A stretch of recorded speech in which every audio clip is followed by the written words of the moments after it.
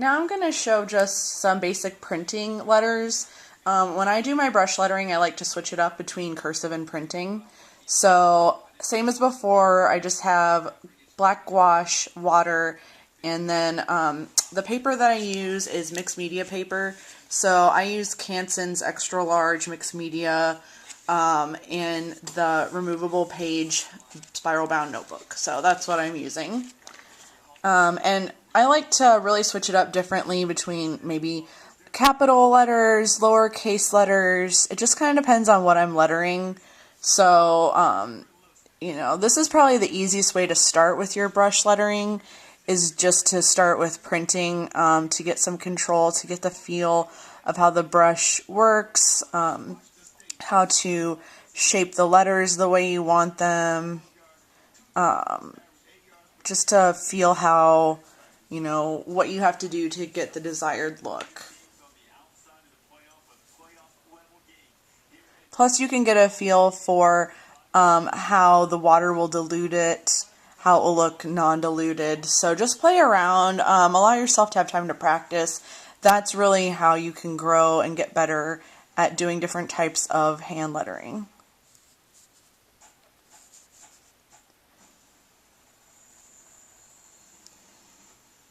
So what I do, again, same as when I do cursive, the downstrokes I'll usually make those thicker, and then other strokes I'll try to keep fairly thin. Again, it just depends on the style of the lettering, the type of lettering that you want to make. You know, if you want to do some sections thicker, some thinner, it's totally up to you.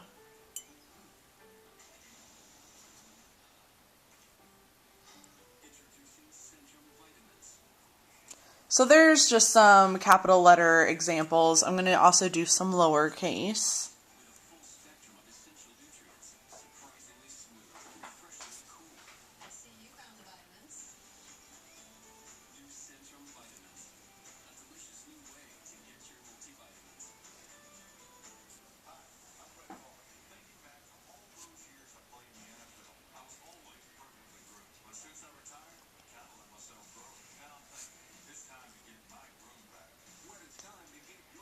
So a lot of what I like to do is just having fun with shaping different styles of letters, maybe playing around by combining words in different types of lettering styles. So I like to get maybe some cursive in with the printing and mix and match a little bit. And that's really something that you can figure out when you start practicing different types of lettering, is what style are you drawn to, what are you attracted to, what do you like the best, and then maybe pursuing that. So that's, again, another reason why I just say to keep practicing and, you know, get used to maybe what works best for you or what you enjoy doing the most. And that can really be how you can find your own unique style. So then what I'll do, I'll just do some words as well. So, you know, you can start practicing maybe if you want to letter a birthday card. You can play around with, again, combining different fonts and different styles. So if I was going to make a happy birthday card that's brush lettered, you know, I might start by doing just a simple all caps printed happy. And you'll want to take it slow. You don't want to go too fast, especially when you're just starting out. That's how you're going to learn how to have the best control, how to hold your brush the best way, how to get the desired look that you want, is just take your time. And then for the word birthday, you know, I might want to get a little bit more fun and creative. So, you know, maybe I'll start with a big printed B.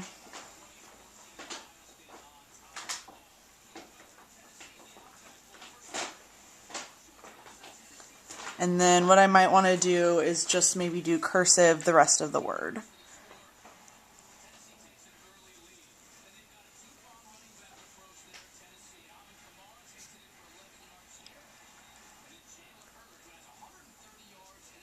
And sometimes what I'll do if I have kind of extra liquid on one letter is I'll drag it over, I'll gather it up on the brush while I'm painting the letter, and I'll just pull it onto the next letter. Kind of just do a bunch of little smaller strokes to get that in there.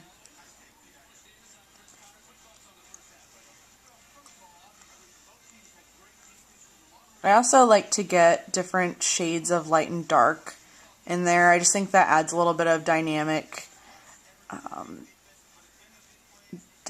elements. Just adds some visual interest as well.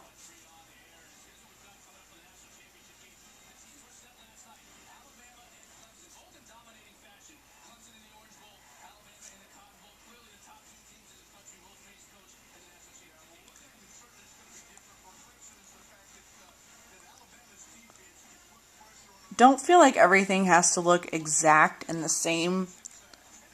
And don't feel like all your lines have to be totally smooth either. Texture and variety really just makes your lettering more visually interesting.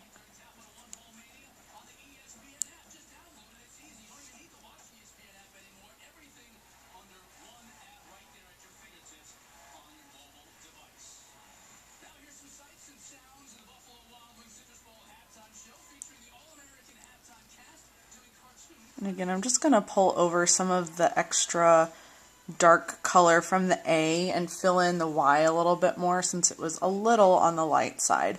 But again, I like that contrast of having some letters that are darker and then some letters that are lighter. So that's how you would do that. And then maybe you want to personalize it. So maybe, you can add someone's name, like Nick's birthday. If I was making him a birthday card, then I might put his name and just personalize it.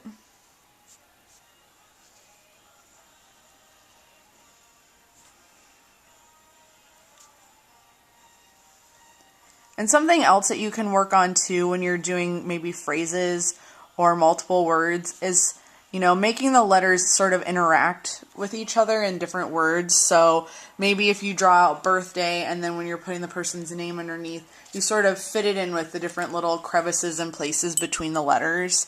And that just sort of makes it more interactive between the letters themselves.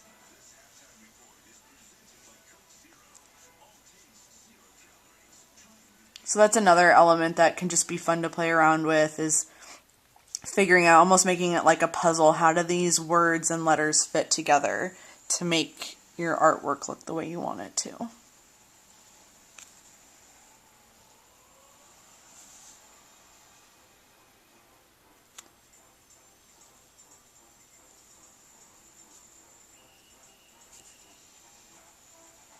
So that's just an example, again, of some more brush lettering, mixing print and cursive together.